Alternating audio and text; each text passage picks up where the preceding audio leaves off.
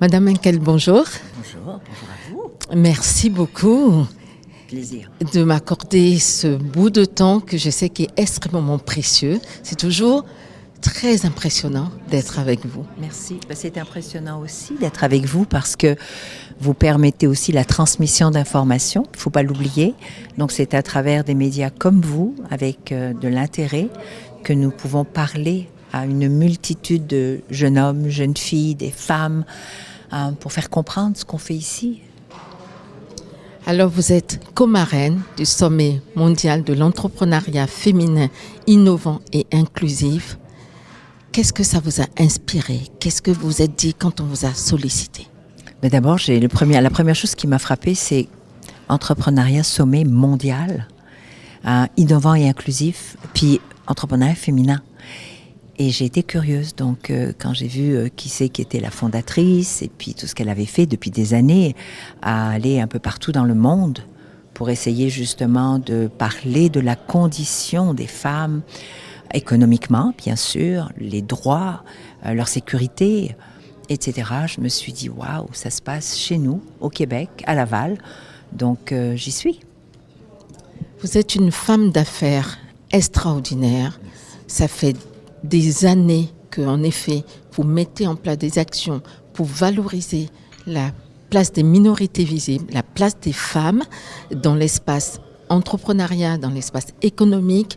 Vous êtes une personnalité à travers le Canada et à travers le monde, puisque j'aurais tellement de choses à dire, donc, mais je vais me retenir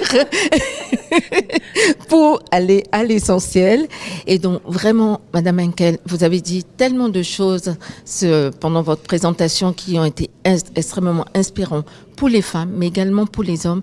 Mais vous, si vous aviez un message à faire passer à toutes les femmes qui nous regardent, à tous les hommes aussi, à travers le monde, lequel serait-il? C'est très simple. D'abord, j'ai envie de dire à ces hommes qui, dans certains pays, on leur a enseigné et on leur a dit que la femme, c'était pour être à la maison et puis pour faire des enfants. C'est ce qu'on leur a dit. Mais si ces hommes décidaient demain matin de voir leur femme, leur fille, leur nièce, leur sœur, comme étant des forces économiques incroyables, eh ben c'est de les accompagner. Tu sais, souvent j'entends des hommes me dire « Moi j'ai pris sous mon aile un tel et un tel. » Oui, mais si tu pouvais prendre sous ton aile une telle ou une telle, imagine la force et la puissance dans ta propre famille. Être fier de ses filles, être fier de sa femme, être fier de ses sœurs. Mon Dieu que ça changerait le monde. Et ça coûte rien. Au contraire, ça enrichit la société. Ça nous enrichit. Donc ça, c'est un premier message. Puis à ces jeunes femmes et à ces jeunes filles, ce que j'ai envie de leur dire, c'est apprenez à vous aimer vous d'abord. Apprenez à comprendre à quel point vous êtes capable de ce que vous voulez. Pas de ce que les autres veulent pour vous, de ce que vous voulez pour vous.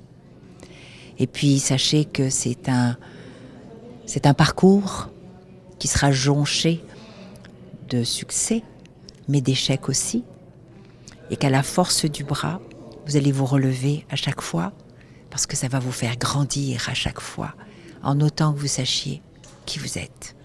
Croyez en vous, en vous. C'est comme ça que vous allez inspirer les autres. Voilà. Est-ce que pour la fin, vous pouvez nous donner un message par rapport à Madame Régine Allende Tshombo-Kongo, fondatrice du CEJFI, le Centre d'encadrement des jeunes femmes immigrantes, et aussi présidente du sommet mondial de l'entrepreneuriat féminin innovant et inclusif?